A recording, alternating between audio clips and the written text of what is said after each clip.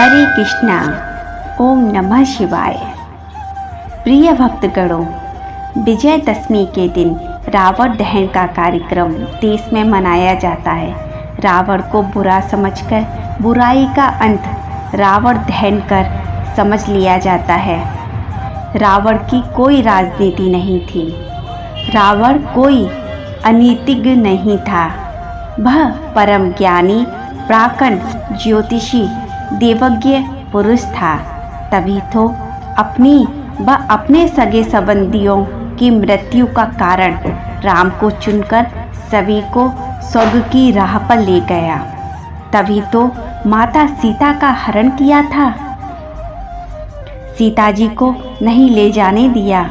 यही तो मुक्ति का मार्ग था। आइए ऐसे महान पुरुष की जन्म कुंडली पर दृष्टि डालें, जिसने संसार में एक अलग ही स्थान बनाया है। रावण विद्वान होने के साथ भविष्य दृष्टा भी था। रावण का जन्म लग्न तुला में व राशि भी तुला है। लग्न के पंचमेश व दशमेश की युति है।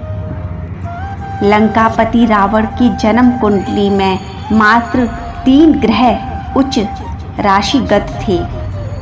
शास्त्र अनुसार 3 ग्रह उच्च होने पर जातक को राजयोग्य बनता है। वह उसे पराक्रमी बनाता है। कुंडली से यह सिद्ध होता है कि श्री राम और रावण की कुंडली में राम को पंच उच्च ग्रह योग्य होने के कारण रावण पर विजय प्राप्त हुई थी।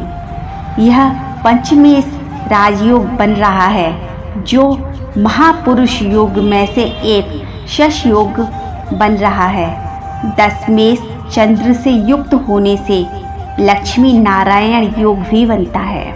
अतः रावण का साम्राज्य ज्यों ओर था। राम रावण की राशि एक मानकर लोग टीका टिप्पणी भी करते हैं। उन्हें ज्ञात होना चाहिए कि रावण की राशि तुला, लग्न भी तुला और राम की राशि कर्क और लग्न भी कर्क है, जो एक दूसरे से भिन्न है। चतुर्थ भाव में जो भी जनता भूमि और माता से संबंध रखता है, उसमें सप्तमेश व धनेश मंगल उच्च का होना भी रावण अर्थात भूमि और संपत्ति का मालिक था। पष्ट नाना मामा के भाव में शुक्र व बुध है, जो लग्नेश, अष्टमेश और शुक्र का कारक है। धर्म भाग्य भाव का स्वामी बुध नीच होने से सीता जी का हरण कर पुत्र सगे संबंधियों सहित राम के द्वारा उद्धार कराकर सभी को स्वर्ग द्वार दिखाया। सप्तम भाव में उच्च के सूर्य में मंदोदरी को दृढ़ बनाया। तभी तो वो बार-बार रावण को सीता जी को लौटाने की बात कहती रही। रावण के लग्न में उच्च के शनि में बात मानने नहीं दी। दशम में उच्च का गुरु होने से रावण नीतिज्ञ राजनीति में प्रवीण था। तभी भगवान शिव को प्रसन्न कर 10 सिर वाला बना और दशानन कहलाया। दशानन का मतलब 10 सिरों का ज्ञान पाना। गुरु की धन भाव पर मित्र दृष्टि से महाधनी और बहुत सारे कुटुंब वाला बना। भई पष्ट भाव पर स्वदृष्टि से अपने कुल का प्रधान भी था। पंचम भाव में शत्रु दृष्ट ने उसके पुत्र को भी बलशाली बना दिया। पराक्रमेश भाव में स्वामी उच्च का होने से धार्मिक राम भक्त भीषण व कुंभकर्ण जैसा वैज्ञानिक भाई हुआ। इसमें कुंभकर्ण भाई भक्त था। उसने भी समझाया था कि राम से बैर मत लो, सीता जी को वापस दो, लेकिन रावण को अपने कुल को तारना था। इस कारण सीता को नहीं भेजा और युद्ध में सभी को भेजकर स्वयं भी राम के द्वारा उद्धार पाया। अब हम बात करते हैं लंकापति के जन्म, पुत्र और मौत से जुड़ी कुछ रोचक बातों के बारे में। रावण को लोग बुराई का प्रतीक मानते हैं और उससे घृणा करते हैं।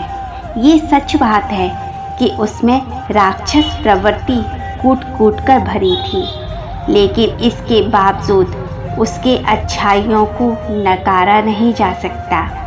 रावण में अब गुण तो थे ही, लेकिन रावण में कई ऐसे गुण थे जो उसे विद्वान बनाते थे। रावण में वेद शास्त्र से लेकर ज्योतिष विद्या का बहुत ही अच्छा ज्ञान था। उसे तंत्र मंत्र का भी भली भांति ज्ञान था और भगवान शंकर को बहुत ही बड़ा भक्त था। रावण के जन्म की अलग अलग कहानियाँ हैं। पौराणिक कथाओं में रावण के जन्म को लेकर अलग अलग कथाएं हैं। वाल्मीकि द्वारा रचित रामायण के अनुसार हिरण्याक्ष और हिरण्यकश्यप दूसरे जन्म में रावण और कुंभकर्ण के रूप में पैदा हुए। पौराणिक कथाओं के अनुसार ऋषि मुनि भगवान विष्णु के दर्शन हेतु बैकुंठ गए थे, लेकिन भगवान विष्णु के द्वारपाल जय और विजय ने उन्हें अंदर प्रवेश करने से मना कर दिया। इसी बात से नाराज होकर ऋषि मुनि ने श्राप दे दिया और जय विजय को कहा कि तुम दोनों राक्षस हो जाओ। जय विजय समेत भगवान विष्णु ने भी ऋषि मुनियों से इस अपराध के लिए माफ़ी मांगी, जिससे ऋषि मुनियों ने श्राप की तीव्रता कम कर दी और कहा कि 3 जन्मों तक तुम राक्षस योनि में पैदा होना पड़ेगा। उसके बाद तुम इस पद पर पुनः प्रतिष्ठित हो पाओगे। साथ ही ऋषि मुनियों ने ये शर्त रख दी कि भगवान विष्णु के किसी भी अवतार द्वारा तुम्हारा उद्धार होगा, तुम उन्हीं के हाथों मारे जाओगे। पहले जन्म में जय विजय हिरण्याक्ष और हिरण्यकश्यप नाम से पैदा हुए। दोनों ही बहुत ही शक्तिशाली और पराक्रमी थे। हिरण्याक्ष ने पृथ्वी को उठाकर पाताल लोक में पहुंचा दिया। इसके बाद भगवान विष्णु ने 12 अवतार धारण कर पृथ्वी को हिरण्याक्ष के वध से मुक्त कराया। हिरण्यकश्यप को हिरण्याक्ष का वध का बहुत दुख हुआ और वह विष्णु विरोधी हो गया। उसने विष्णु भक्त प्रहलाद को मारने की कोशिश की। अंत में स्वयं भगवान विष्णु ने नरसिंह अवतार धारण कर हिरण्यकश्यप का वध किया। दूसरे जन्म में त्रेता युग में दोनों भाई रावण व कुंभकर्ण के रूप में पैदा हुए, जिनका वध भगवान विष्णु ही अवतारी पुरुष भगवान राम ने किया। तीसरे जन्म यानी कि द्वापर युग में इन्होंने शिशुपाल और दंतवक्र के रूप में जन्म लिया और इसके अंत भगवान श्री कृष्ण ने किया। रावण के जन्म की एक और कहानी भी काफ़ी प्रचलित है, जिसमें माना जाता है कि रावण केसकी और महर्षि विश्वा का पुत्र था। केसकी और विश्वा के 4 संतान रावण, कुंभकर्ण, शूर्पणखा और विभीषण थे। इनमें से सबसे छोटा पुत्र विभीषण धर्म आत्मा था, जबकि बाकी संतानें दुष्ट और क्रूर थे, क्योंकि केसकी ने अशुभ बेला में गर्भ धारण किया था। इसलिए महर्षि विश्वा ने भी कहा था कि तुम्हारी संतान दुष्ट और स्वभाव वाली कुकर्मा होंगी। ऐसा सुनकर केसकी चरणों में गिर पड़ी, जिस पर मुनि ने कहा कि तुम्हारा छोटा पुत्र धर्म आत्मा पैदा होगा। यही छोटा पुत्र विभीषण था। रावण का जन्म स्थान गौतम बुद्ध के बिसरख गांव में माना जाता है। ऐसी मान्यता है कि इस गांव का नाम पहले विश्वा ही था। विश्वा रावण के पिता का नाम है। समय के साथ साथ इस गांव का नाम बिश्वा से बिसरख हो गया।